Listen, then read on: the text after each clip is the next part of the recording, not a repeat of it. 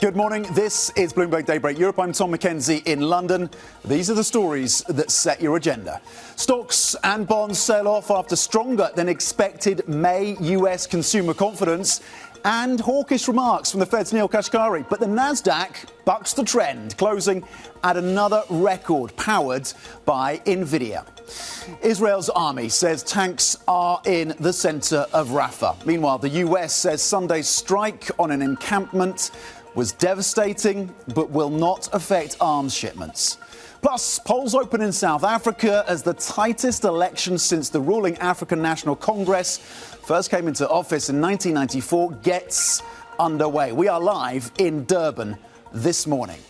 Let's check in on these markets then. Yes, the Nvidia story powering the Nasdaq to record highs. 7% gains just for Nvidia alone on the story that ex-AI of Elon Musk may be buying their H100 chips. But then it was the concern more broadly about demand for US treasuries. We had a 5-year auction demand at the weakest level in over a year. We have a 7-year auction later today. European stock futures then down 0.1%. Neil Kashkari adding that warning that they have not taken off an additional hike off the table. FTSE 100 futures looking to losses of 0.4%. The S&P looking down by 0.3%. Nasdaq futures, after that record was crossed, looking to lose 46 points as we lead up, of course, to the European Open. Before we get to the US, let's flip the board and have a look cross-asset with a focus again on the Treasury curve, particularly what we saw in terms of the action yesterday. The 10-year yields up 8 basis points. The sell-off across US Treasuries, and that has filtered across the Asian session again today. 4.56 on your benchmark 10-year. The pound as well, interesting given the strength that continues to come through for sterling, and hedge funds upping their bets on the pound as of last week. Currently 127 and at the highest levels since 2008, since the yen, by the way, 127 versus the US dollar. Brent crude, $84.41. You're seeing a bit of a gain then, up 0.2%. Geopolitical risk coming back into these oil markets with the focus, of course, on the Middle East. Gold at 2,358, just down 0.1%. It's a busy day over in Asia as well. Avril Hong standing by in Singapore. Avril, what are you looking at? Yeah, we're looking at that sell-off in U.S. Treasuries, as you say, and how it's filtered through into the Asia-Pacific. And we're seeing bonds really taking a hit today. Equities also losing ground, declines from Tokyo to Sydney. And we're seeing the gauge of stocks in the region declining by the most in more than a month. The CSI 300 is an outlier because we're seeing yet more Tier 1 cities, this time Shenzhen and Guangzhou, relaxing those home buying restrictions. Special mention as well for the stock of Samsung after its labor union says it will strike for the first time, dispute over wages, raising concerns about production, especially when this company is trying to catch up with some of its other chip-making rivals. This is what we're seeing in equities. Let's take you to the bond space because, as I say, there is that selling going on. And let's take a look at what we're seeing in Australia. Flip the board if we can and see how the 10-year is performing there. The move of about 15 basis points. I think this is the biggest since July 2023 at least, and it's investors grappling with those higher US yields, no thanks to hawkish Fed speak, that softer US auction, the consumer confidence data. But then we also got Australia CPI number showing a quickening, bucking expectations for a deceleration, a moderation of the CPI number. And then we have investors really bracing for this hawkish RBA. So this is what we're seeing on the Australian bonds. Flip the board because given those expectations of what the Reserve Bank of Australia is going to do and there being no alternative for the yen, Aussie yen is sitting at the highest level since 2013. We're also seeing the onshore yuan weakest against the greenback since November last year. And this is against the backdrop of a resilient dollar, Tom. Yeah, further softness for the yuan quite pronounced today. Avril Hong in Singapore with a check on the Asian markets. Avril, thank you very much indeed. Now, treasuries are under pressure, as we mentioned, as 2 key US government debt auctions were met with tepid demand. That comes ahead of important inflation data, of course, due Friday, the PCE data that comes through, the index on Friday. Let's bring in at this point then Mary Nicolas from our Markets Live team.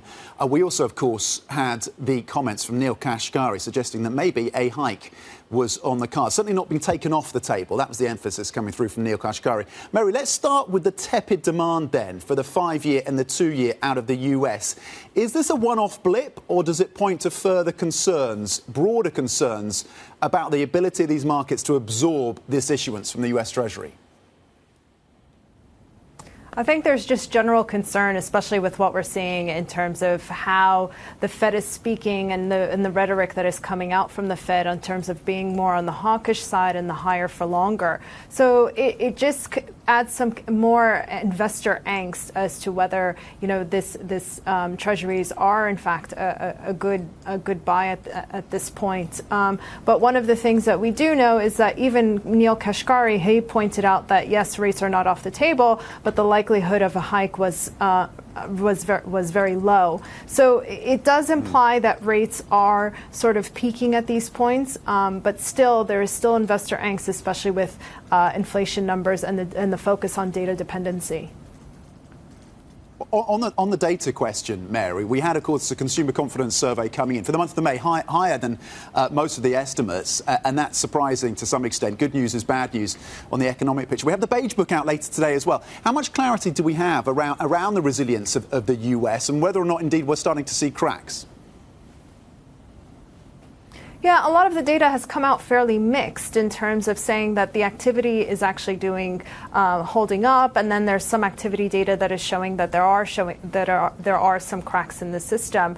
But overall, the message is still that the U.S. economy is holding up, and of course, we're going to get affirmation from the Q1 GDP, the second release, that's going to show that consumption, which is the key thing right now, and the key driver of the U.S. economy, is still holding up. And as long as you don't see cracks in the consumer, cracks in the labor market, the Fed is going to still remain cautious in terms of when to start its easing cycle. OK, Mary Nicolas from Bloomberg MLive with the analysis there. Thank you very much indeed. As we look at the US 10-year, currently at 4.55. Not a lot of movement after the sell-off that we saw yesterday. Let's go to geopolitics then and focus on what's happening in the Middle East, because events continue to unfold at a pretty rapid pace. Israeli tanks reaching the centre then of Rafah. According to AFP, residents have been reporting clashes between Israeli and Hamas forces in the centre of town. US National Security Council Communications Advisor John Kirby says the White House does not support a major ground operation in Rafah. We don't support, we won't support a major ground operation in Rafah. And we've, again, been very consistent on that. And the president said that should that occur, then it might make him have to make different decisions in terms of support. We haven't seen that happen at this point.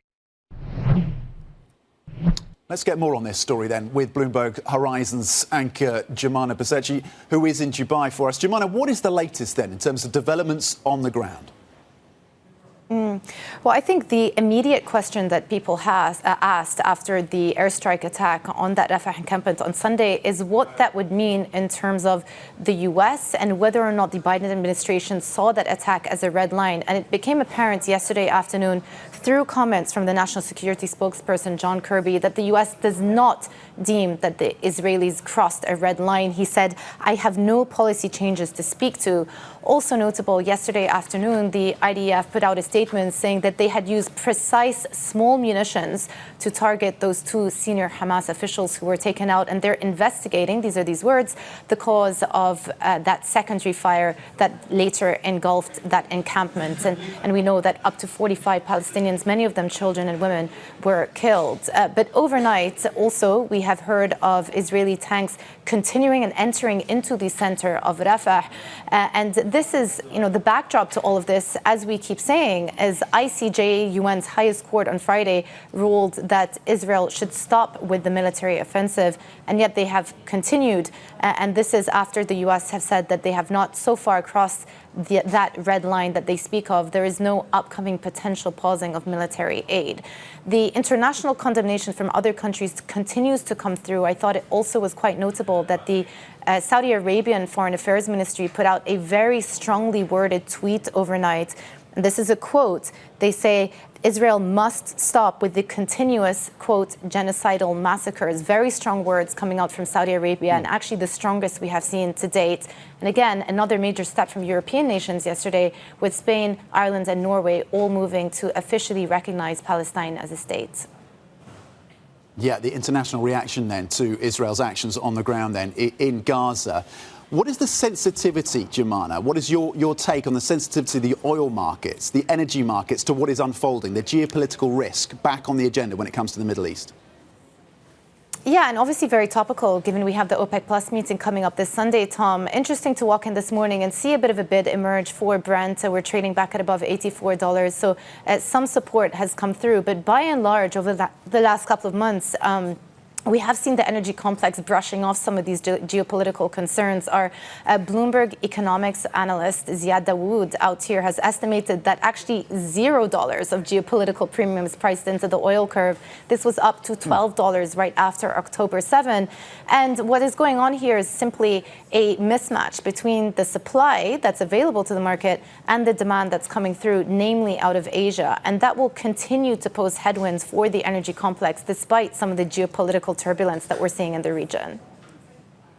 OK, Bloomberg Horizons anchor Jumana Pasechi with all the latest out of that region. Thank you very much indeed. Here's what else to be thinking about then for the rest of the day in terms of items on your agenda. 5 p.m. UK time. That deal, the BHP Anglo offer, it's not yet a deal, it's an offer, of course. That closes 5 p.m. They're going to have to come to some agreement or it gets scrapped.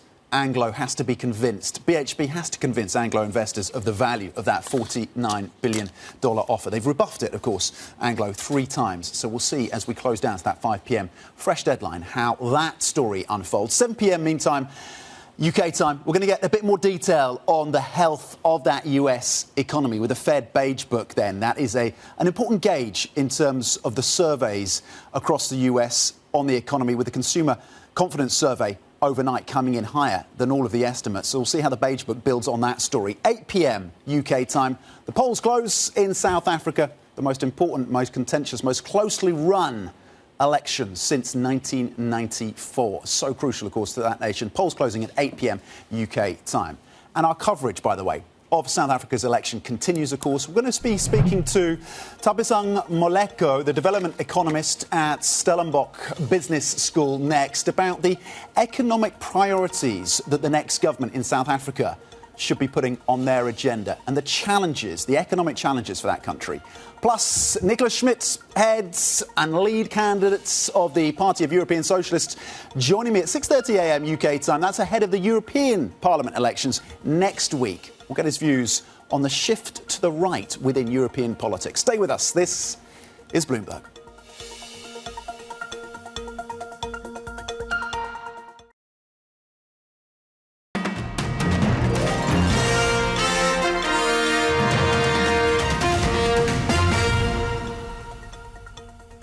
Welcome back to Bloomberg Daybreak Europe. Now, polls have just opened in South Africa's most consequential election since the end of apartheid. Bloomberg's Jennifer Nthabiseng is on the ground for us in Durban, a key battleground for the governing ANC. Jen, take it away. What are we looking at? Yeah, Tom, as you just mentioned, polls just opened here in South Africa, and we are actually standing in front of the largest polling station here in Durban, which is home also to a very strong ANC stronghold. But it's also, as you mentioned, it's one of the key provinces that we're paying close attention to in this election, that being KwaZulu-Natal, which is here, makes up this province, also Gauteng, which is home to Johannesburg, of course, and the Western Cape, which is home to Cape Town. And the reason why these are such a focus is because of the population size, also the economic activity, and in particular here in KZN, the big question is, what is the split going to look like if we are to see a split? Or is the ANC, the ruling ANC we've seen for the past 30 years, are they going to be able to hold on to this outright majority that they've been able to hold on to for the past 30 years? And if not, what does a coalition government then look like? And that is the big question that investors and the public are asking themselves, because on a local level, we have seen a lot of instability when it comes to coalition politics and governance. And just because, and just considering the myriad of issues that are facing this country, the question is, will a coalition government be able to come together and be able to tackle a number of these issues, Tom? They lose it everywhere across the country. They have lost from their base support, which is mostly, of course, African support, black South Africans. But in particularly in KwaZulu-Natal, they've lost a lot of votes because, of course, of Jacob Zuma and the MK party. And that is the second biggest province in South Africa in terms of voting numbers. And then they've also lost a lot of support in Gauteng, which is around Johannesburg, which is the biggest province in South Africa. And that hurts them. So, Tom, that was one of the guests that we were actually speaking to in the Western Cape, talking about just how consequential KZN could be. And the interesting thing about this province really is that if you take a look at where we are, which is Durban, it is the urban center. I mentioned it is an ANC stronghold, but pull out a little bit more. This province is very large. In the rural areas, we're seeing a number of supporters for former President Jacob Zuma and his MK party. We also see some support for the IFP, which is another opposition party. So again, when we're talking about potentially a new era for coalition government, if that is what the result is going to be, what does that look like? OK, on the ground for us in Durban, Jen Nthabiseng, where it's getting very busy, it seems. It was about 5-6 people behind you when we started this report, Jen, and it's since doubled or tripled. So a lot of activity, and we'll watch the turnout as well, with polls closing at 8 p.m. UK time. Jen, thank you very much indeed. At this point, then, let's bring in Nthabiseng Moleko, development economist at the Stellenbosch Business School, for the context in terms of some of the economic challenges facing South Africa and how they rate on voters' minds. Nthabiseng, thank you very much for joining us. Where do they sit then in terms of the economic priorities of voters as they go to the polls? How important is the economy of South Africa for them? I think it's the bottom line that affects each and every household and every consumer.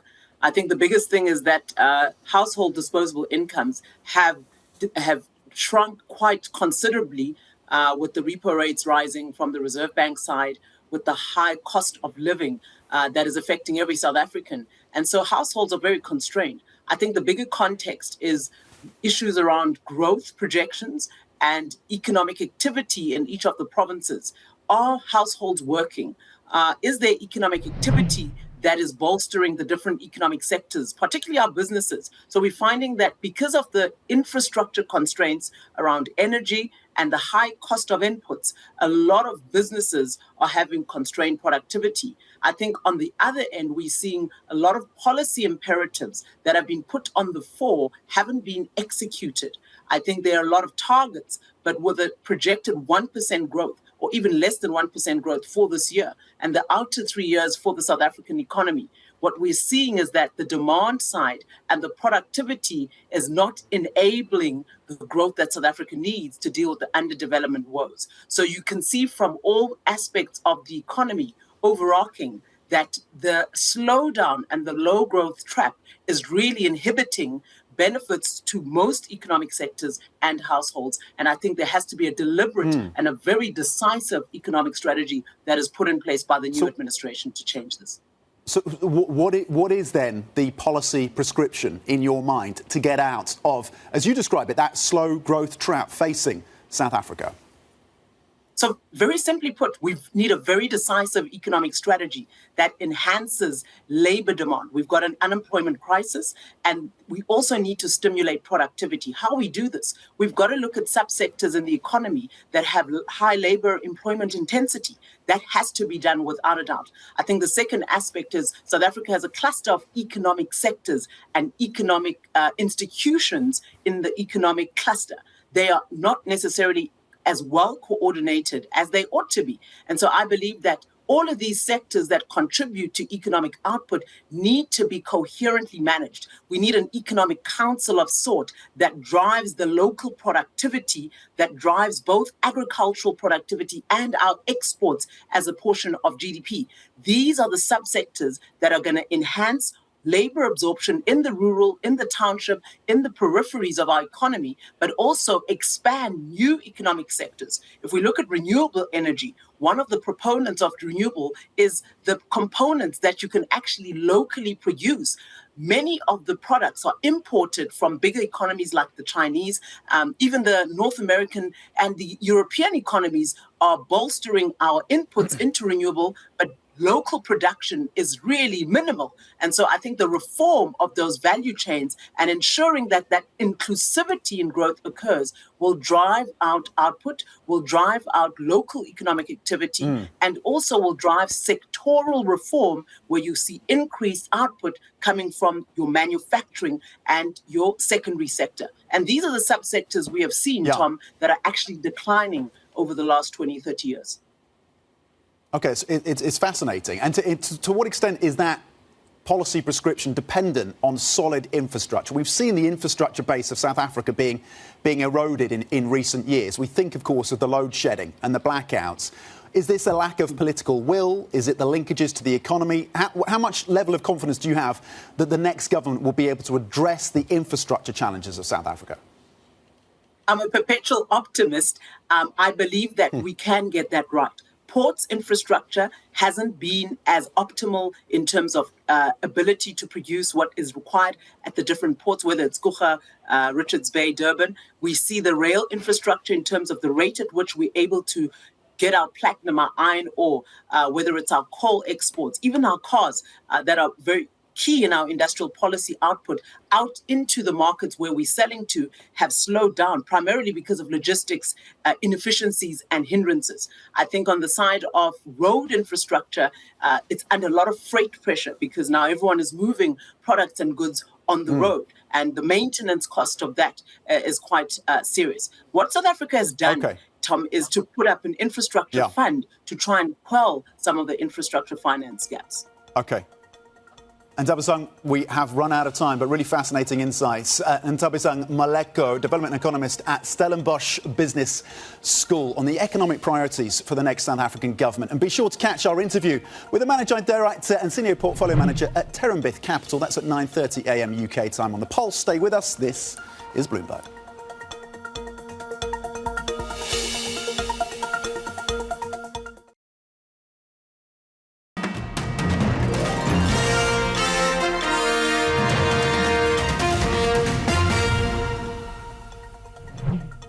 China's economy is continuing to recover, so we certainly are seeing that consumption is recovering, but still it has some ways to go. The strength we're seeing in public investment remains.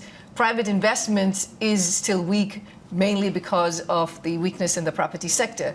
So we are seeing signs of recovery, but yes, there is still more that we need to see more evidence of that. But I think despite that, we do expect that growth will be around 5% this year. What more needs to be done? So firstly, I would like to recognize the policy steps that have been taken. I mean, the recent announcement, which involves upgrading equipment of firms, but also consumer goods of households, that can help. But yes, in our view, more will be needed. And so specifically on the property sector front, I think what would be very helpful is to deal with the problem of pre-sold housing. So there are a large number of houses that have been pre-sold but have not been completed. Here, we see a bigger role for the central government to come in and to deal with that, to be able to complete those pre-sold houses. Because when that happens, that's going to help household confidence, which is really essential at this time, and also will help with the exit of non-viable developers. Secondly, in terms of providing support, while overall we think that there should be a fiscal neutral stance, I think it is important that the spending goes in the direction of helping low-income households, because they are the ones who are able to consume more of that additional income, and that will also provide a boost to the economy. The IMF's first deputy managing director there. Coming up, counting down to the European parliamentary elections. Stay with us. This is Bloomberg.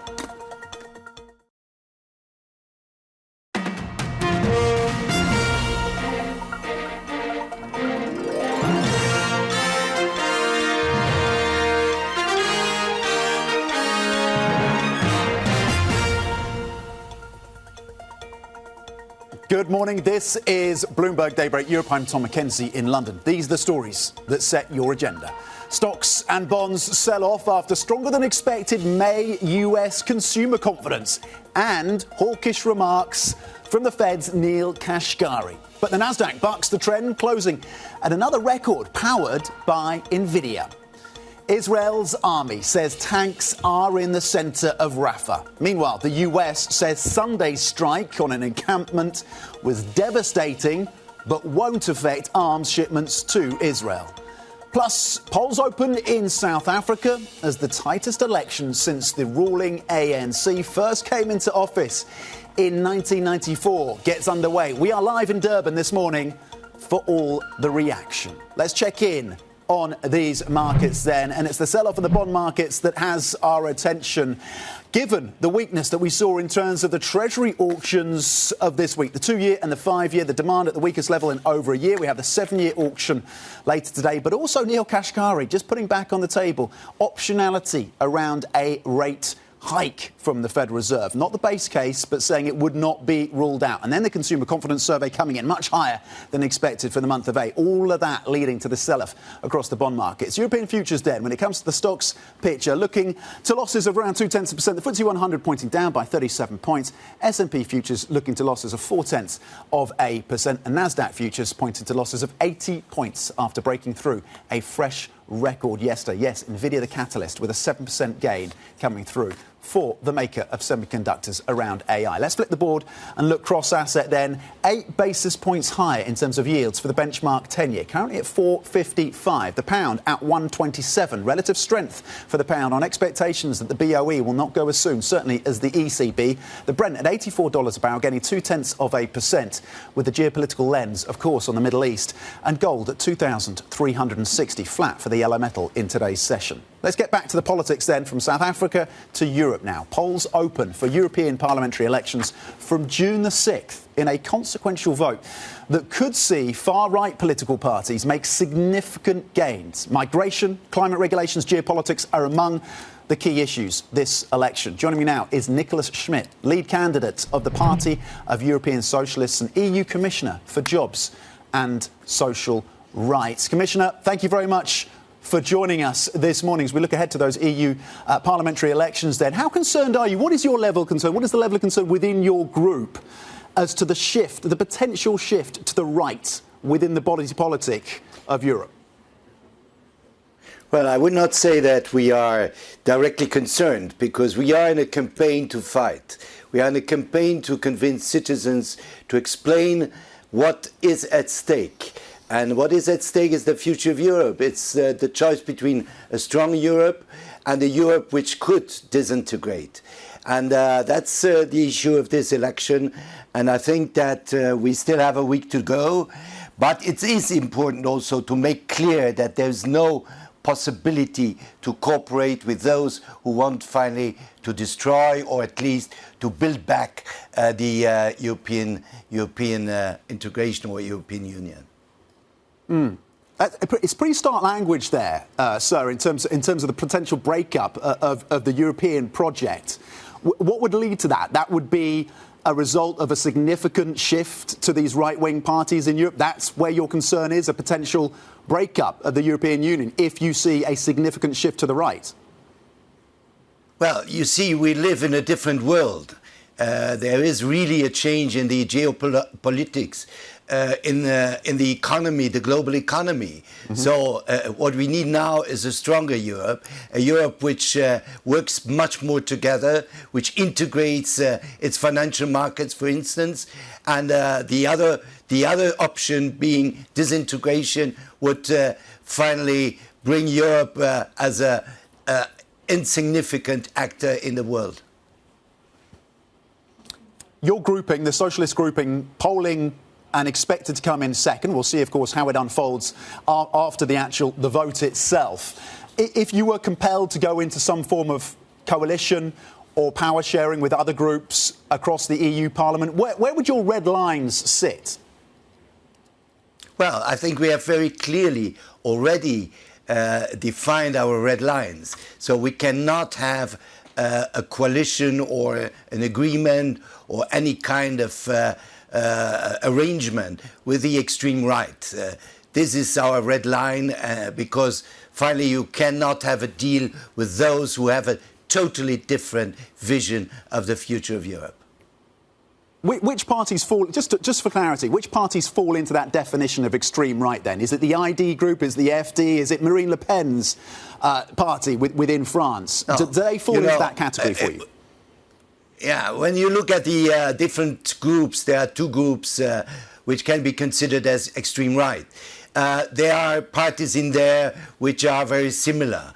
What they say is also very similar.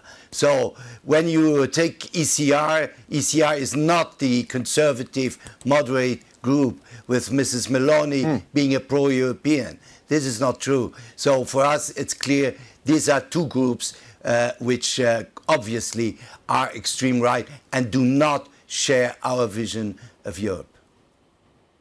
Back in 2019, there was a big focus on the need to address the climate crisis. That seems to have dropped down the list of priorities. Is that your assessment? This is less of a priority now as you focus on those geopolitical challenges? Well, that's one of the big dangers. And this is also coming from the extreme right and has been taken up also by the more conservatives in the EPP.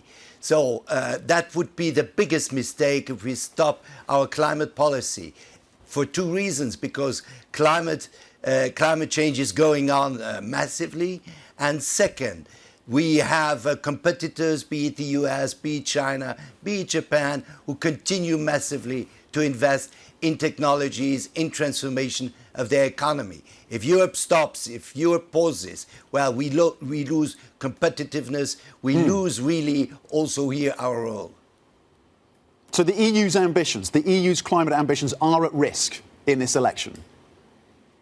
Well, we have to make sure that they are not at risk. So for us, it is essential to continue the implementation. That's another issue. We have to discuss with all the stakeholders how to implement the Green Deal, but it is essential to implement it. What should the priorities be in terms of the challenges when it comes to competitiveness within the EU and the need to shore up the defence industry? Well, first, I think competitiveness is about investment. It's about productivity. And here we are lagging behind also in terms, in comparison to US and others. So I think we have to push for investment. And investment means better financial conditions. Again, we are back to the European capital market. The second one is about energy. Energy prices are more than double those in the US and even higher than those in China. So we have to work on a real energy policy at European level. So these are the two major issues for competitiveness. The third one you mentioned is defense. Yes, we have to invest in our defense industry boldly, rapidly, urgently. And this can only be done in a European context because these investments are quite important, quite huge. So we have to mobilize here also the necessary resources to strengthen our defense industry, as we have also to invest in our defense in general. So being less dependent, being more autonomous on that has also a positive economic impact. Are we edging closer to collective defence spending and defence funding within Europe? Well, this is what I wish. This is what I think is the only reasonable way how to go, because we are in a context of real threat. Ukraine is one example, but we know that it could not just stop in Ukraine. And that's clear. The European option is a better collective defense, European, which does not exclude NATO. But we all know also that here there are quite some question marks. So Europe has to be adult in terms of its own defense capacity. And before we let you go, if you win, if your group wins, you become European Commission President. Polls suggest you're going to come second, your group, in which case would the European Council presidency be up for grabs? Is that what you would angle for? Well, I think we have a system which is the system of lead candidates, and the lead candidate of the winning or most important group should become the president of the Commission. If that's me, well, I think it should be normal that the European Council proposes me to the Parliament. It's up then to the Parliament to have a vote, because that's how European democracy functions. OK. Nicolas Schmit, we appreciate your time. Lead candidate of the Party of European Socialists and EU Commissioner for Jobs and Social Rights, as we lead up, of course, to those important parliamentary elections, EU elections next week. Now to some other stories making the news today. French President Emmanuel Macron says Ukraine must be allowed to target missile crews inside Russia with European-supplied weapons. His comments come as Kyiv's forces are struggling to defend the Kharkiv region from Russian air attacks. How do we explain to the Ukrainians that they must protect these areas around Kharkiv if we tell them you cannot attack the points from where the missiles are being fired? In effect, we will be telling them that we will deliver you weapons, but you cannot defend yourself. So we are maintaining the same framework. We think we must allow them to neutralize the military sites where the missiles are being fired from where Ukraine is being attacked from, but we cannot allow them to pursue other targets in Russia, civilian or military. Civil ou d'autres cibles militaires.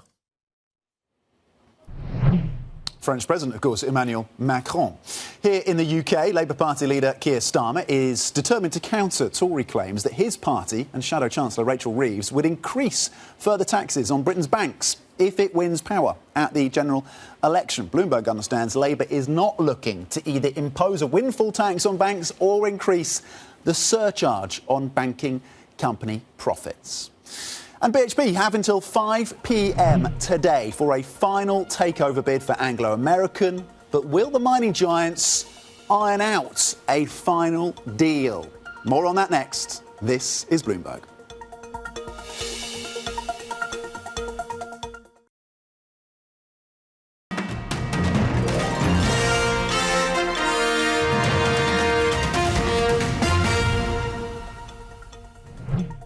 It's a change in mindset which we need, which really puts effort, puts performance, puts competitiveness first. Europe has had many years where almost anything else but competitiveness had priority. Now we have a very, very detailed regulatory micromanagement of almost everything.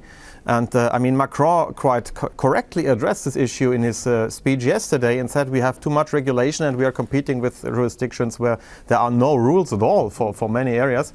So I think indeed Europe has to revise its economic policy, has really to reconsider its dense regulation and be more competitive. And I'm going to have to ask your help with something. How can we make the Capital Markets Union an interesting topic for people? Because a lot of politicians say that a lot of the promise of unlocking the potential for Europe is in there. How do we make it interesting? How do you make the Capital Markets Union sexy? Well, I mean, it affects everybody. It affects, for instance, people who are saving for whatever reason, for their pension, for instance, or other purposes. They can do so most efficiently through the capital markets. So we need to organize, of course, an environment where the people can invest, can save, and we need to indeed readjust our pension schemes and really direct it more towards using the capital markets. That's one sexy point, I think. Also for SMEs, capital markets may be relevant. No matter whether they need a bank financing, traditional bank financing, then I think securitization could help to make it cheaper, make it indeed combine the bank financing, the traditional SME financing through banks with the enormous potential of the capital markets. And for corporates, it's obvious. And for startups, it's also necessary. It's really vital to have capital markets in place. So I think these are relevant and sexy issues for the whole society. OK, German Deputy Finance Minister talking about the sexiness or not of Capital Markets Union. Finance Minister Florian Tonka. Now to some other stories making the news this Wednesday. Bloomberg understands that Siemens Energy is weighing cutting 4,100 jobs at its troubled Gamesa wind turbine unit. It comes as the company enters talks with Labour representatives on structural changes.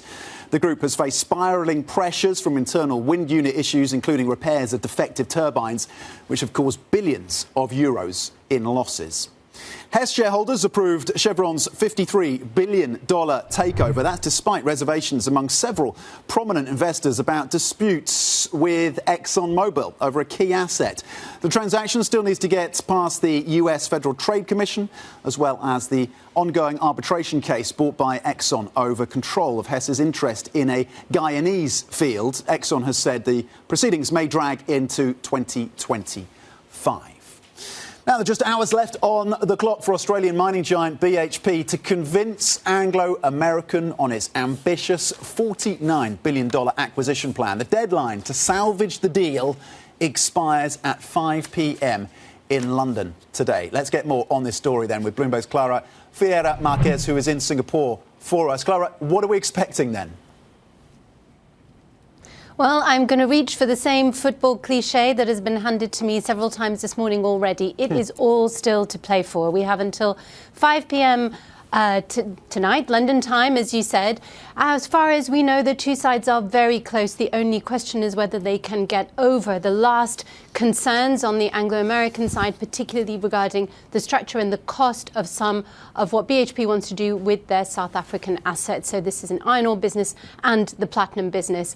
If they can get at least close enough, it's likely that we will have an extension, if not actually a final bid today. That would at least be progress. It is, of course, possible that they do not see eye to eye, and 1 week is not enough, and at that point BHP can walk away and would have to stay away for 6 months. Clara, is that the crux of the disagreement then? It's less about the value of this bid and more about those South African assets? It is really about the structure, and if you look at the change in Anglo's statements, the initial rejections focused on both undervaluing, what we find quite standard in sort of rejection statements from targets. It was about undervaluing and about a complex structure. The more recent statements really have focused on the structure, and a lot of that is about who carries the cost of restructuring the South African business. That always has been the problem for Anglo-American. Everyone knows the copper piece of it is brilliant, but what do you do with the South African assets? OK, Clara, so what next then? What are we watching for? We have the 5 p.m. deadline and then the potential scenarios after that. So the potential scenarios are, one, they agree, and we will see a firm bid from BHP at this point. If they do not, but they see enough space to at least potentially reach that, we could see another extension. That has to be asked. Anglo has to ask for that. So you have to see some confidence from the Anglo board that they could see movement on the BHP side. Otherwise, BHP walks away. They have to stay away for 6 months. If that happens, it is not the end. This is a marathon and not a sprint. And what we would see at that point is that the Anglo board would have 6 months to really make progress with their self-help plan. And if they do not, then they become a target once again, and not just at that point for BHP. OK, the self-help plan of Anglo. Clara Ferreira Marquez, thank you very much indeed in terms of the latest. We count down to that latest deadline, at least, in terms of that offering, 5 p.m. UK time. Clara, thank you. There's plenty more coming up. Stay with us. This is Bloomberg.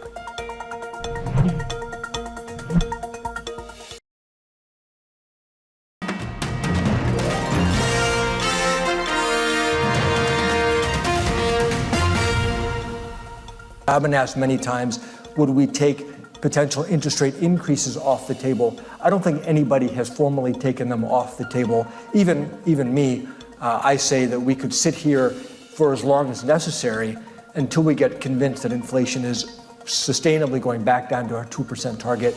I'm not ruling out potential interest rate increases from here, but I think sitting where we are for an extended period of time is a more likely outcome.